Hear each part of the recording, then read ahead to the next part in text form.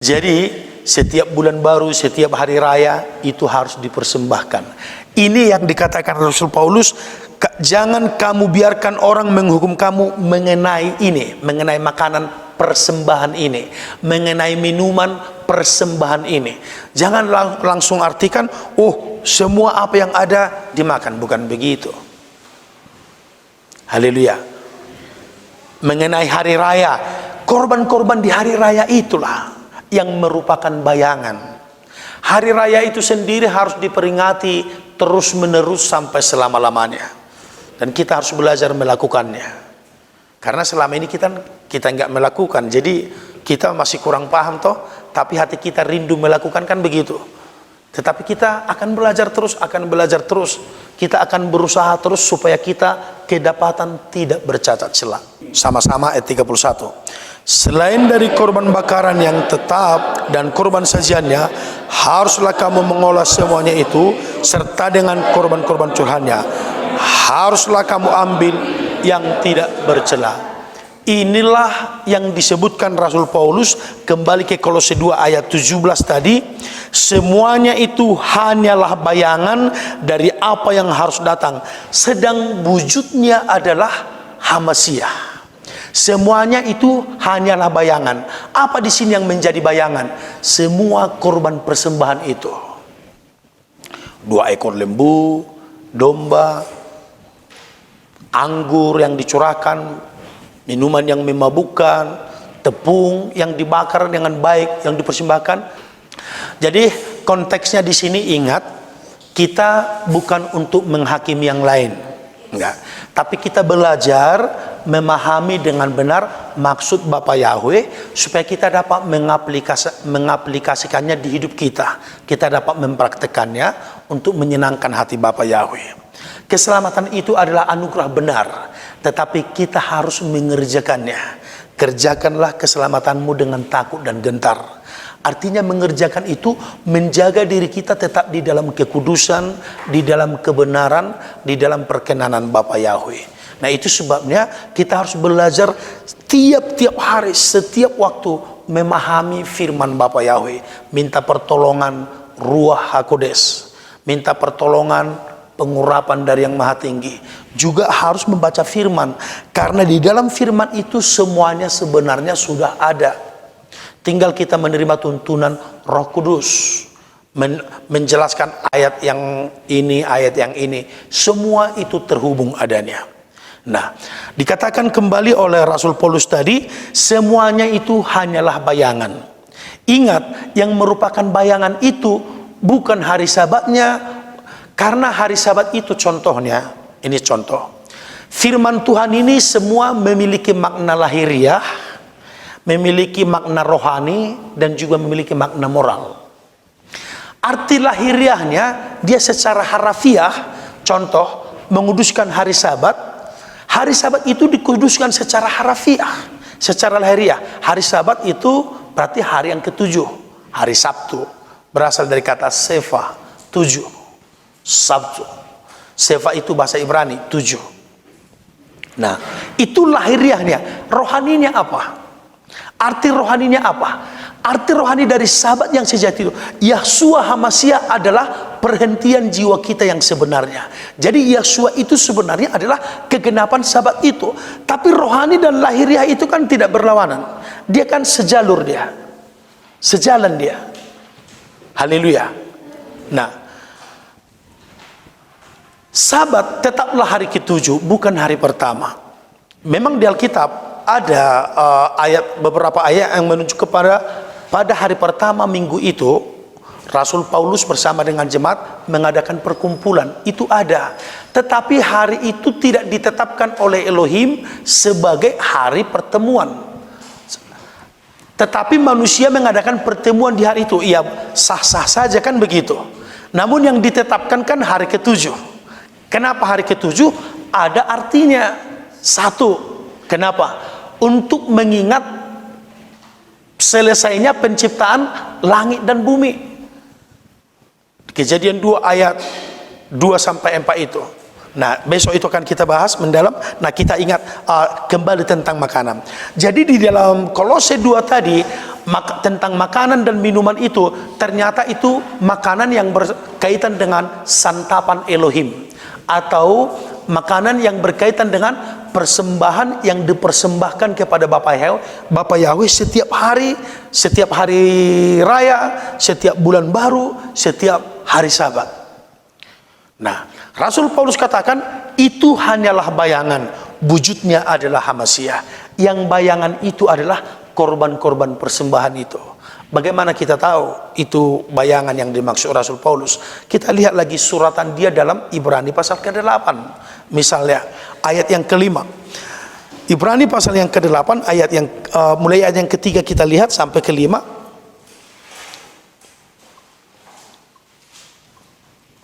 Saya akan bacakan.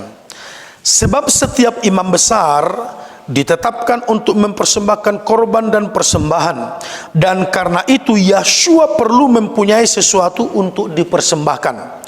Sekiranya ia di bumi ini, ia sama sekali tidak akan menjadi imam, karena di sini telah ada orang-orang yang mempersembahkan persembahan menurut hukum Taurat. Pelayanan mereka adalah gambaran dan bayangan dari apa yang ada di sorga. Sama seperti yang diberitakan kepada Musa ketika ia hendak mendirikan kemah. Ingatlah, demikianlah firman-Nya, bahwa engkau membuat semuanya itu menurut contoh yang telah ditunjukkan kepadamu di atas gunung itu. Perhatikan ayat yang kelima. Pelayanan mereka adalah gambaran dan bayangan dari apa yang ada di surga. Pelayanan siapa yang dimaksud di sini?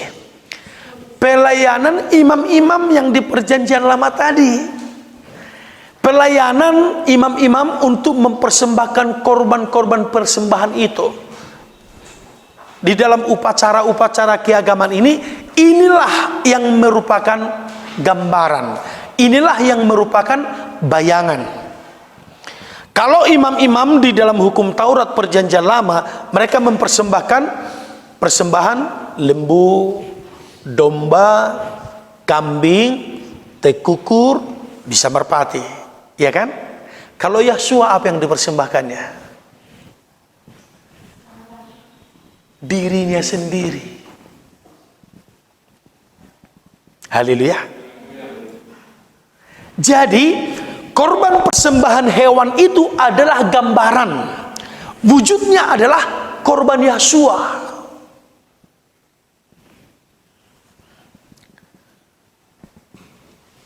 Korban-korban hewan tadi itu adalah bayangan. Sedangkan intinya, sejatinya adalah korban Yeshua. Nah, sekarang korban Yeshua sudah dipersembahkan di kayu salib. Masihkah kita pertahankan korban-korban persembahan perjanjian lama yang masih merupakan bayangan? Masih perlu dipertahankan upacara-upacara itu? Tidak lagi. Tetapi hari raya itu sendiri kan tetap dirayakan, cuman tidak lagi mempersembahkan binatang. Bisa dibedakan ya? Bisa ya? Hari Sabat itu bukan ditiadakan, hanya korban-korban di hari Sabat itu tadi, nah sudah digantikan oleh korban Yeshua yang sempurna untuk menggenapi hukum Taurat itu. Yeshua datang menggenapinya. Jadi yang merupakan bayangan adalah korban-korban itu. Haleluya. Oke, agak lebih perlahan lah kita. Jangan terlalu kencang juga ya. Oke, coba kita lihat misalnya kembali Ibrani pasal yang ke-9. Panjang-panjang sekali ayat ini, tapi ya memang harus begitulah belajar ya. Ibrani 9, kita baca dulu mulai ayat yang ke-9 sampai ke-10 misalnya. Oke, mari kita lihat. Itu adalah kiasan masa sekarang. Sesuai dengan itu dipersembahkan korban dan persembahan yang tidak dapat menyempurnakan mereka yang mempersembahkannya menurut hati nurani mereka. Karena semuanya itu di samping makanan, minuman, dan pelbagai macam pembasuhan hanyalah peraturan-peraturan untuk hidup insani yang hanya berlaku sampai tibanya waktu pembaharuan. Nah, tadi kita sudah bahas di samping peraturan tentang pelbagai makanan pelbagai makanan ini tadi santapan Elohim. Ada lembu, ada domba, ada anggur yang dicurahkan, itu namanya kurban curahan. Ada tepung yang terbaik, itu pun ditimbang, nggak boleh kurang, nggak boleh lebih. Nah ini semua dipersembahkan di dalam perjanjian lama. Tetapi Yeshua datang menggenapinya. Waktu pembaharuan telah tiba. Nah, semua yang tadi itu bersifat lahiriah.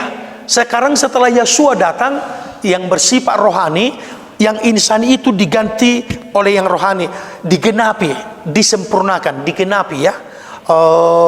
Disempurnakan, karena saya sudah berulang-ulang jelaskan, sebenarnya kuasa korban persembahan binatang itu kan dia terbatas, terbatas kan, limited. Cuma korban Yeshua itu tidak terbatas, unlimited. Coba kita teruskan baca ayat 11 sampai 14. Di dalam perjanjian lama itu, ketika korban persembahan itu dibakar, jadi abunya itu diambil, diperciki kepada umat itu. Nah, semua umat yang menerima pemercikan abu lembu korban bakaran itu, secara lahiriah mereka menjadi tahir. Secara lahiriah artinya secara jasmani, secara fisik. Tetapi hati mereka apakah berubah?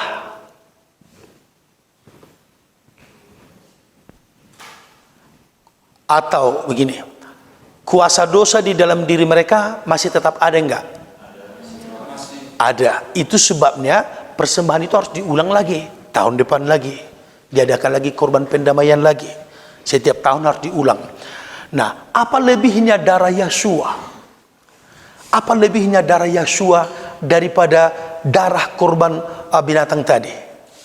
Darah Yeshua, ketika kita beriman kepada Yeshua Mashiach, darah Yeshua bukan menyucikan fisik lahiriah, tetapi bukan hanya menyucikan fisik lahiriah, tetapi mampu menyucikan hati nurani kita yang paling dalam.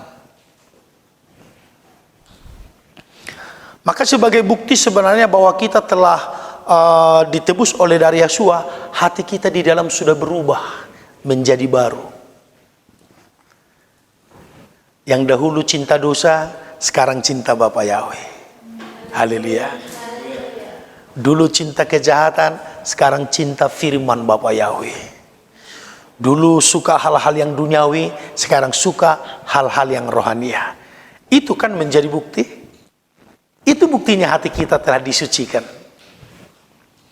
Jadi kalau masih terus ada, misalnya masih terus mempertahankan kebencian, masih terus mempertahankan amarah, dendam, tidak mau mengampuni, nah ini berarti darah Yeshua apa tidak bekerja di dalam dirinya. Darah Yeshua itu membuat kita menjadi ciptaan baru yang lebih unggul, dibersihkan dari dalam keluar. Jadi bukan dari luar ke dalam, dari dalam keluar. Dimulai dari penyucian hati, akhirnya mengalir kepada sikap dan perbuatan kita selaras dengan Elohim. Haleluya. Nah itu akhirnya. Oke, kita lanjutkan dulu.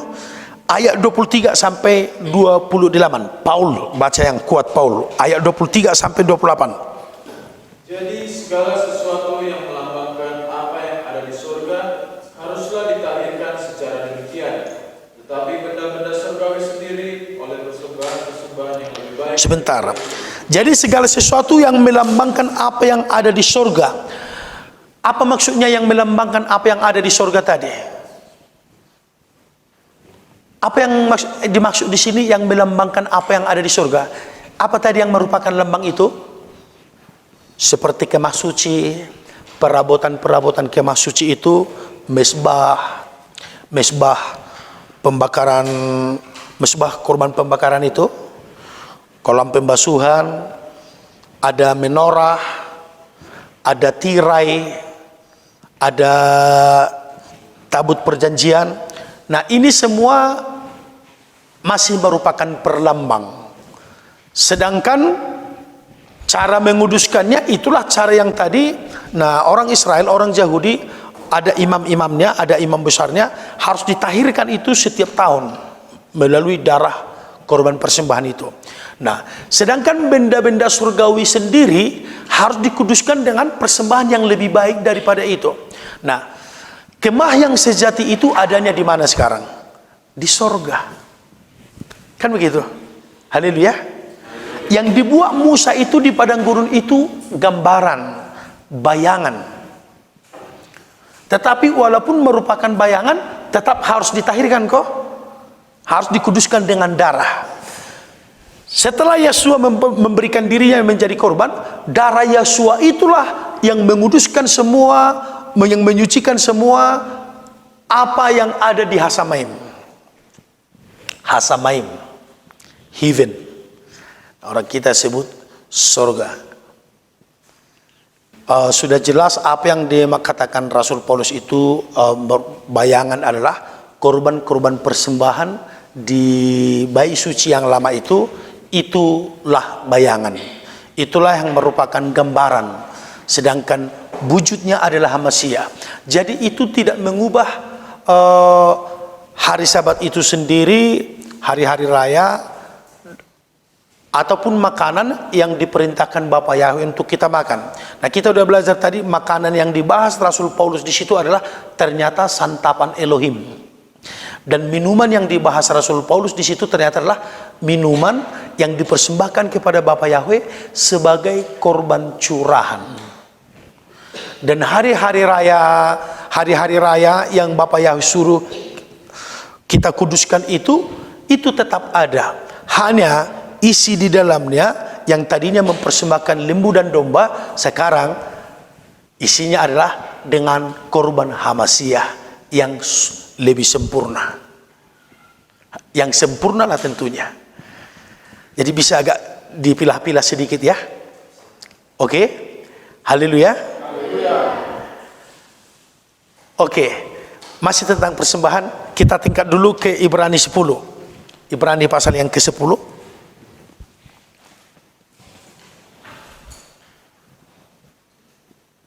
Ayat 1.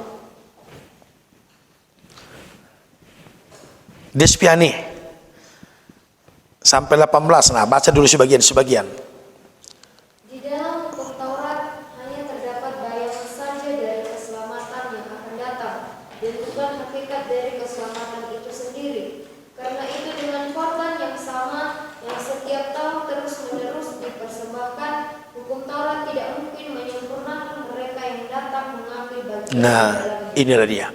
Jadi kembali Rasul Paulus menjelaskan semua yang merupakan bayangan itu adalah korban-korban persembahan yang dipersembahkan menurut hukum Taurat itu. Setiap tahun harus dipersembahkan lagi. Jadi dengan cara demikian tidak mungkin menyempurnakan mereka yang mengambil bagian di dalam itu.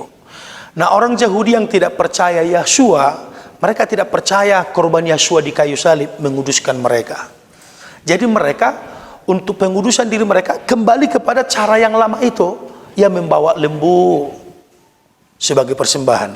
Nah, sekarang orang Yahudi lagi mempersiapkan lagi mencari apa nih? Lembu betina, lembu merah itu. Belum ketemu. Kalau sudah ketemu, mereka itu lembu merah itu, untuk lembu itu nanti dipersembahkan untuk sebagai penghapus dosa mereka. Karena mereka menolak Yeshua toh. Disitulah mereka akan membangun bait suci yang ketiga itu. Tetapi firman Bapa Yahweh kan sudah jelas. Ketika mereka membangun itu, disitulah anti Hamasiah datang. Soten Hamasiah, antikris datang. Mengadakan kontrak perjanjian damai selama 7 tahun. Tetapi 3,5 tahun baru berjalan, Soten Hamasiah atau antikristus itu akan mengkhianati perjanjian itu. Dan Soten Hamasiah itu akan mengaku dirinya, akulah Elohim. Baru orang Yahudi akan sadar, kita sudah dikhianati. Akhirnya orang Yahudi ketika itu akan mengalami masa kesesakan yang sangat besar.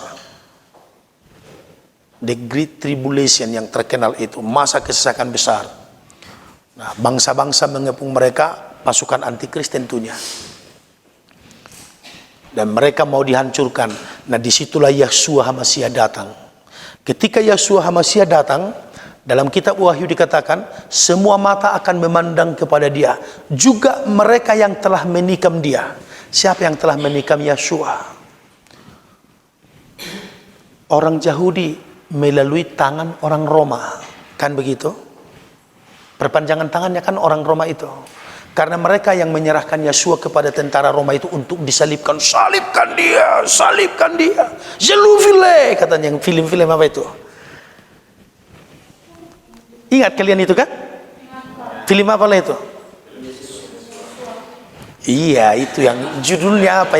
Yang terakhir-terakhir ini yang terkenal itu.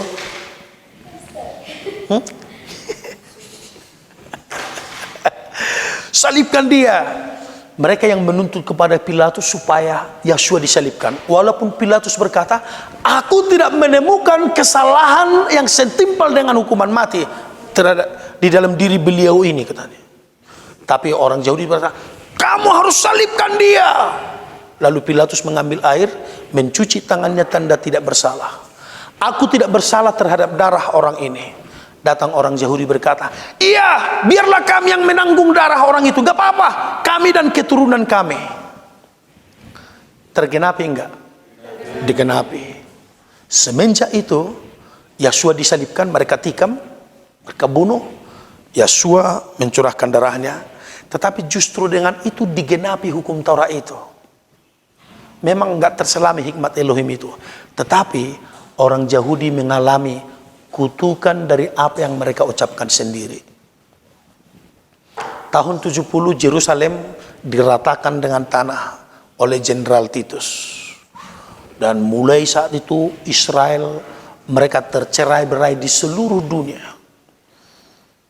Di Jerman yang terkenal dengan Holocaust itu, mereka dibantai habis oleh Nazi, partai Nazi. Sebelum itu Inggris juga sudah mengusir mereka dari negaranya. Di seluruh dunia mereka dibenci. Mereka benar-benar menanggung akibat perkataan mereka sendiri.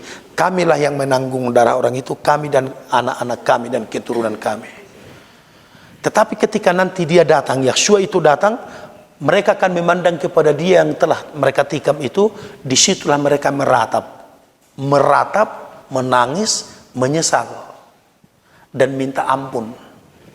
Dan ketika mereka minta ampun kepada Yahshua HaMashiach, kepada Bapa Yahweh, mereka diampuni dan dipulihkan. Karena Israel itu tidak pernah ditolak Bapa Yahweh. Hanya mereka didisiplin, dihukum, tapi bukan ditolak. Israel itu tetap menjadi bangsa pilihan sampai kapanpun. Itu tak tergantikan. Itu nggak bisa digantikan oleh bangsa manapun, apalagi bangsa Indonesia nggak bisa. Banyak kali berhalanya, ya kan? Setiap suku ada berhalanya, nggak mungkin. Di saat itulah Israel dipulihkan. Kalau Israel sudah dipulihkan, gereja akan tertutup kesempatan untuk menerima Injil. Karena Israel menolak Injil, maka Injil sampai ke bangsa-bangsa lain. Kalau mereka sudah menerima Injil, tertutup pintu ke bangsa-bangsa lain. Selesai sudah. Mereka yang tidak sempat bertobat, yang tidak sempat percaya kepada Yahshua, sudah selesai pintu anugerah. Yang ada hanya murka dan geram, penghukuman.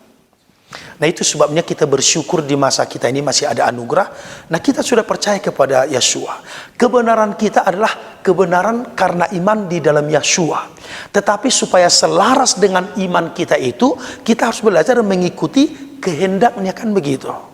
Kita bukan mau mengandalkan diri dengan kebenaran sendiri, dengan melakukan hukum Taurat, aku diselamatkan. Bukan begitu. Kita hanya mau menyelaraskan diri dengan kehendaknya. Karena kita udah diselamatkan dia toh. Bukan supaya kita selamat lagi. Kita memang udah selamat. Tetapi supaya tetap tinggal di dalam koridor keselamatan itu, tetap tinggal di dalam koridor anugerah itu, kita harus menyelaraskan diri kita Kita menyesuaikan diri kita dengan hukum-hukumnya, peraturannya, ya kan? Haleluya. Nah itu bukan supaya selamat lagi, justru untuk mempertahankan keselamatan itulah kita harus mengerjakan bagian kita. Apa bagian kita? Ikuti peraturan Tuhan, turuti perintahnya. Nah, apa perintahnya itu? Nah, salah satu perintah yang paling diabaikan di zaman kita ini tentang hari Sabat. 10 hukum itu tidak pernah tergantikan dengan apapun. Ketika Yesua di dalam Matius 22 ayat 37 sampai 39 itu hukum yang terbesar itu karena ada yang bertanya, "Guru," di ayat 36, "hukum manakah yang terbesar dalam hukum Taurat?" Yang ditanyakan kan hukum yang terbesar di hukum Taurat. Yesua memilih 2 ayat. Dari kitab Ulangan pasal yang kelima, "Kasihilah Yahweh Elohimmu dengan segenap hatimu, dengan segenap jiwamu, dengan segenap kekuatanmu, dan dengan segenap akal budimu." Itulah hukum yang pertama, yang terutama dan yang pertama. Lalu hukum yang sama dengan itu, hukum yang kedua, "Kasihilah sesamamu manusia seperti dirimu sendiri." Dia pilih dari Imamat pasal 19. Itu kan hukum Taurat. Apakah itu batal? Tidak. Jadi yang dibatalkan apa? Persembahan hewan tadi. Tolong dipilah-pilah ya. Harus bisa dipilah-pilah ini saudaraku. Haleluya. Kalau hukum Taurat tidak berlaku lagi, hukum Taurat, hukum moral, bukan hukum upacara persembahan hewan maksudnya. Yang ditiadakan itu hanyalah upacara pengorbanan itu, korban hewan-hewan. Itu saja yang ditiadakan. Semua yang lain tidak ditiadakan. Peraturan tentang makanan tidak ditiadakan. Karena itu kehendak Elohim. Iya kan? Haleluya. Petrus berkata dalam 1 Petrus 1 ayat 14, 15, 16. Coba dibaca. 1 Petrus 1, 14, 15, 16. Siapa yang membaca yang kuat suaranya? Apa katanya? 1 Petrus 1 14. 14. Iya. Beginilah firman Bapa Yahweh. Hiduplah sebagai anak-anak yang taat dan jangan turuti hawa nafsu yang menguasai kamu pada waktu kebutuhanmu. Tetapi Hendaklah kamu menjadi kudus di dalam seluruh hidupmu, sama seperti Dia yang kudus, yang telah memanggil kamu.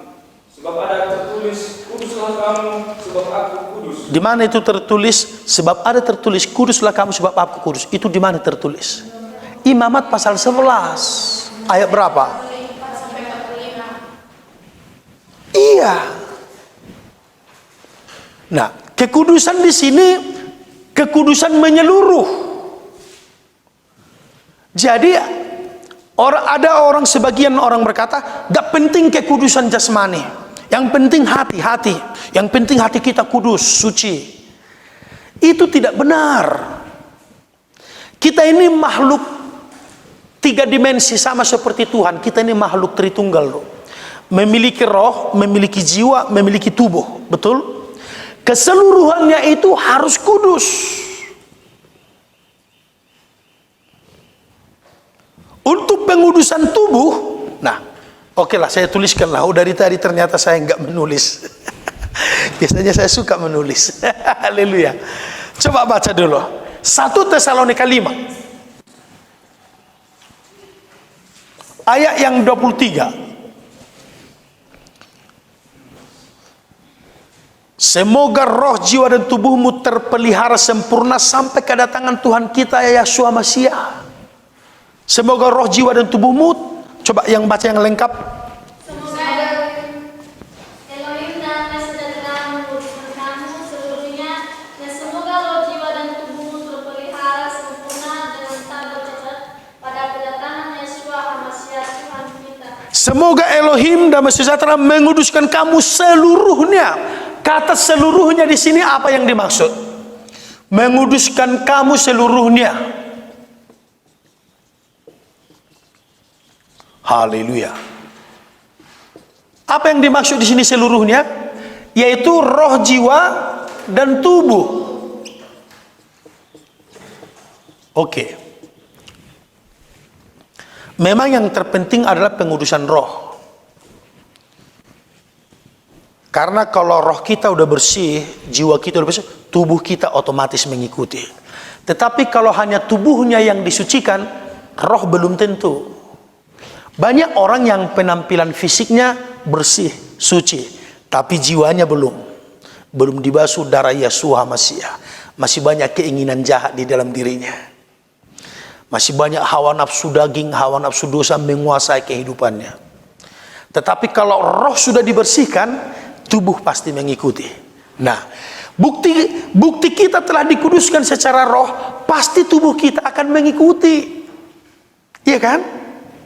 Haleluya. 2 Korintus 7 ayat 1.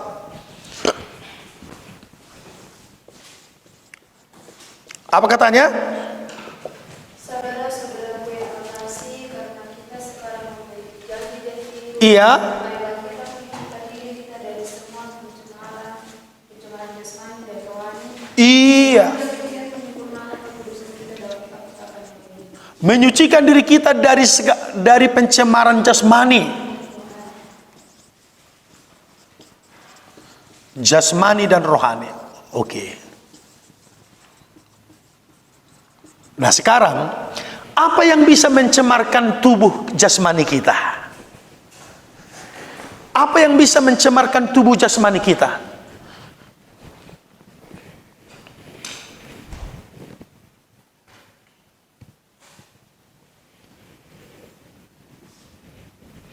Apa yang bisa mencemarkan rohani kita?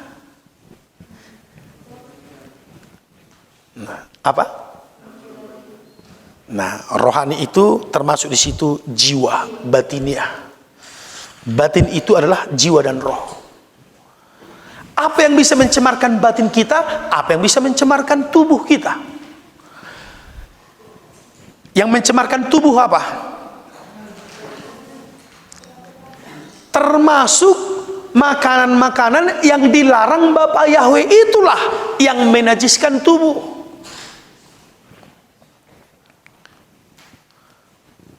Kalau masalah kehendak bebas, manusia diberikan Bapa Yahweh kehendak bebas. Silakan, memang bebas. Kita makhluk merdeka kok.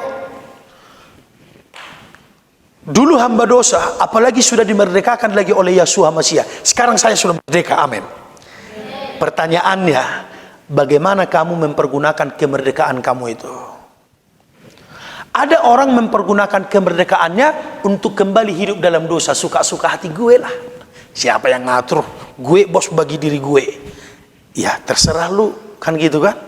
Saya orang merdeka juga, tetapi saya akan memakai kemerdekaan saya untuk melayani Bapa Yahweh, untuk menyenangkan Bapa Yahweh, untuk mengikuti kehendak Bapa Yahweh. Itu kehendak saya, bukan karena dipaksa siapapun.